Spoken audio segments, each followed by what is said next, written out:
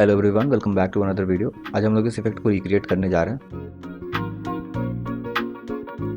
And इसके लिए हम ज्योमेट्री नोट्स यूज़ कर रहे होंगे और ये सब चीज़ कम्प्लीटली प्रोसीजरल होगा क्योंकि हम ये कम्प्लीटली ज्योमेट्री नोट्स पर बेस्ड है। So without wasting more time let's start. मैं ब्लेंडर वर्जन का 4.1 यूज़ कर रहा हूँ। सबको सेलेक्ट करके एक्सप्रेस करो एंड डिलीट कर दो। उसके बाद एक स्फीयर या कोई भी शेप ले लो, ज्योमेट्री नोट्स में जाओ और एक न्यू नोट सेटअप बना लो। एक distribute points on faces node add कर लो। हमारे मेश के सरफेस पर पॉइंट्स डिस्ट्रीब्यूट हो गए हैं। डेंसिटी पैरामीटर से अमाउंट ऑफ पार्टिकल्स चेंज होता है। यहाँ डिस्ट्रीब्यूशन टाइप रैंडम पर सेट है।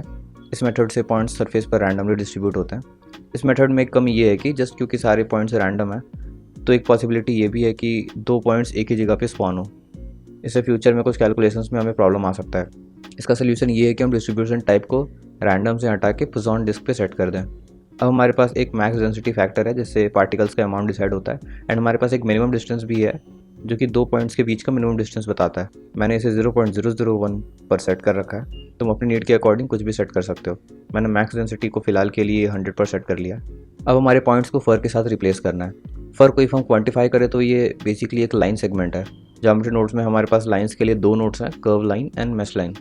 हमें कर्व लाइन यूज़ कर रहे होंगे। इसका कारण ये है कि हमें इसके साथ क्लाइंट डेटा भी मिलता है। बेसिकली ये स्टार्टिंग एंड एंड का डेटा स्टोर करके रखता है। ये हमें 0 से 1 या फिर ब्लैक टू वाइट वैल्यू देता है। तो इस कर्व लाइन को इंस्टेंस कर लेते हैं। इसके लिए हम instance on points node use कर रहे होंगे। कर्व लाइन को ज्योमेट्री सॉकेट में ऐड कर दो एंड हमारा जो लाइन है वो हमारे सरफेस पे इंस्टेंस हो जाएगा। यहाँ एक प्रॉब्लम है, ये लाइन सही ओरिएंटेशन में रोटेटेड नहीं है। एक्चुअली ये लाइन्स अपने डिफॉल्ट ओरिएंटेशन में सेट है। तुम कर्व लाइन नोड पर कंट्रोल लेफ्ट क्लिक करके देख सकते हो एंड इसके लिए तुम्हारे पास नोड रैंगुलर ऐड ऑन होना कंपलसरी है। अब हमें लाइन्स को सही से ओरिएंट करना होगा एंड हमारे पास इसके लिए एक ईजी वे है। Distribute points on faces node में हमें पॉइंट्स के साथ साथ नॉर्मल और रोटेशन डेटा भी मिलता है। इस रोटेशन डेटा को हम अपने लाइन्स को ओरिएंट करने के लिए यूज़ करेंगे। रोटेशन डेटा को रोटेशन सॉकेट में प्लग कर दो एंड हियर वी गो। सब कुछ सही से ओरिएंट हो चुका है। यहाँ पे हमारे सारे लाइन्स का लेंथ सेम ही है। रियलिज्म के लिए हम थोड़ा रैंडमनेस ऐड करेंगे। रैंडमाइजेशन के लिए हमें एक रैंडम वैल्यू नोड मिलता है। इफ़ हम इसे स्केल सॉकेट में प्लग करें तो हमें रैंडमाइज हेयर मिल जाता है, पर इसमें प्रॉब्लम ये है कि इस रैंडमाइजेशन को हम एनिमेट नहीं कर सकते। इफ़ हम सीड को बदलें तो यहाँ हमारे पे बहुत ही ज़्यादा रैंडम नंबर्स जनरेट करके मिल रहे हैं। हमें थोड़ा सॉफ्ट रैंडमनेस चाहिए और इसके लिए हमारे पास एक नॉइस टेक्सचर है। अब हमारा रैंडमनेस काफ़ी कंसिस्टेंट है एंड यहाँ टाइप को 3D से अगर 4D सेट करें तो हमारे पास ये W वैल्यू मिल जाता है जिसको तुम सीड की तरह समझ सकते हो। इसको हम एनिमेट कर सकते हैं। एक सीन टाइम नोड लेके W सॉकेट में फ्रेम्स को ऐड कर दो। इफ़ अभी एनिमेशन को प्ले करें तो वापस से वही रैंडमाइजेशन कुछ ज़्यादा ही है। एक मैथ नोड लेके हम इस रैंडमाइजेशन के वैल्यू को डिवाइड कर लेते हैं। मैंने 500 से डिवाइड किया है। इफ़ तुम्हें अलग नीड है तो तुम उसे किसी डिफरेंट वैल्यू से डिवाइड करके तुम एक्सपेरिमेंट करके देख सकते हो। एनिमेशन को प्ले करके देखें तो हमारा हेयर का लेंथ चेंज हो रहा है। हेयर का एवरेज लेंथ चेंज करने के लिए एक मैथ नोड को मल्टीप्लाई पे सेट करो एंड यहाँ पे प्लग कर दो और ये जो वैल्यू है ये हमारा हेयर का एवरेज लेंथ डिसाइड करेगा।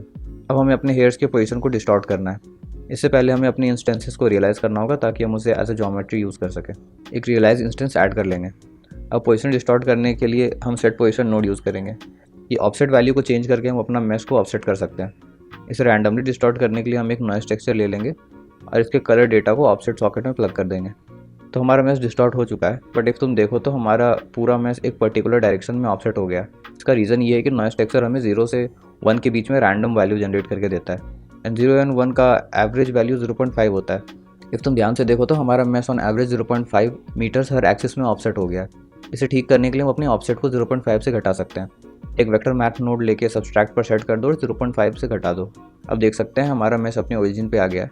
यहाँ जो हो रहा है उसे अच्छे से देखने के लिए एक जॉइन ज्योमेट्री नोड लो और अपने ओरिजिनल मैश को इसके साथ ज्वाइन कर दो। डिस्टॉर्शन का अमाउंट चेंज करने के लिए एक वेक्टर मैथ नोड लो और उसका टाइप को स्केल पर सेट कर दो।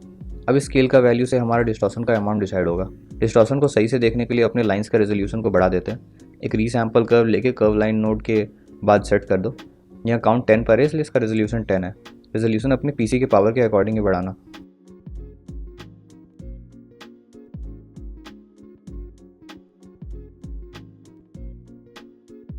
इफ़ अभी स्केल का वैल्यू थोड़ा कम करें तो हम देख सकते हैं हमारा जो लाइन्स है वो डिस्टॉर्ट हो रहे हैं। अभी फ़िलहाल के लिए हम स्केल का अमाउंट ज़्यादा ही रखते हैं। अब यहाँ पर एक प्रॉब्लम है।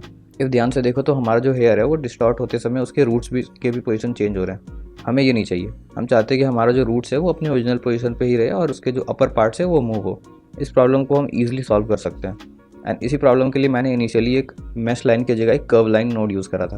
हम स्प्लाइन पैरामीटर का लेंथ वैल्यू यूज़ करेंगे।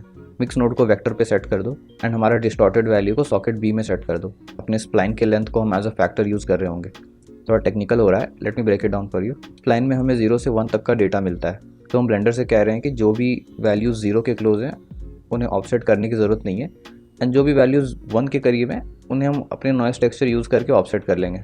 इसको बेटर यूज़ करने के लिए एक RGB curves node low and length के बीच में ऐड कर दो।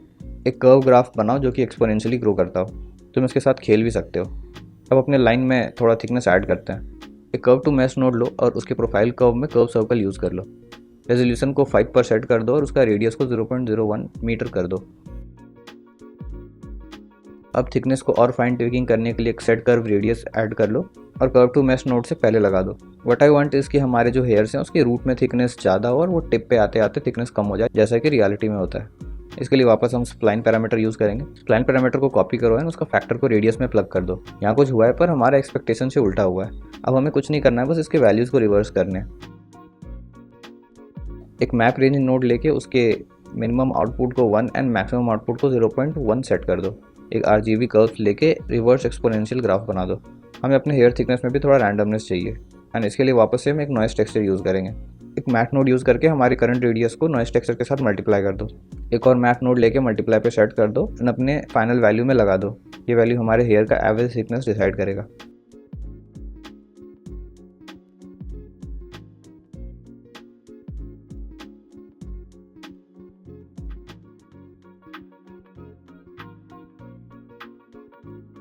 बाय द वे हम अपने डिस्टॉर्टेड मैश के पैटर्न को भी यूज़ कर सकते हैं। इसके लिए W सॉकेट में सीन टाइम वैल्यू ऐड कर दो ना, इसको 3D से 4D करना मत भूलना। यहाँ पे हम एक स्विच भी ऐड कर सकते हैं जो कि डिसाइड करेगा कि हमें अपना ओरिजिनल मैश देखना है या नहीं। एक स्विच नोड लो और ओरिजिनल ज्योमेट्री को ट्रू सॉकेट में डाल दो। ये टिक करके हम अपनी OG मैश को ला सकते हैं। अब हम और ज़्यादा पार्टिकल्स ऐड करके देखते हैं। अमाउंट को अपने PC के कॉन्फ़िगरेशन के अकॉर्डिंग ही बढ़ाना। इफ़ तुम इसे किसी और प्रोजेक्ट में यूज़ कर रहे होगे तो ज़्यादा वैल्यूज़ तुम्हारे प्रोजेक्ट को लैगी बना सकता है। इसे ठीक करने के लिए हम व्यूपोर्ट एंड फाइनल रेंडर में पार्टिकल्स के अमाउंट को सेपरेट कर सकते हैं, जैसे कि हमें एक सब डिवाइड मॉडिफायर में मिलता है। एक मिक्स नोड लो और एक इस व्यूपोर्ट नोड लो। इस व्यूपोर्ट नोड को हम एज अ फैक्टर यूज़ कर रहे होंगे। सॉकेट A में हमारा रेंडर है एंड सॉकेट B में हमारा व्यूपोर्ट है। लाइंस को स्मूथ शेड करने के लिए एक शेड स्मूथ नोड लो और कर्व टू मैश नोड के बाद लगा दो। मटेरियल ऐड करने के लिए एक सेट मटेरियल नोड लो और हमारे फर और मैश में लगा दो। बेटर रिजल्ट्स के लिए पार्टिकल अमाउंट को बढ़ाया जा सकता है, पर बी केयरफुल, ये तुम्हारे PC पर हैवी हो सकता है।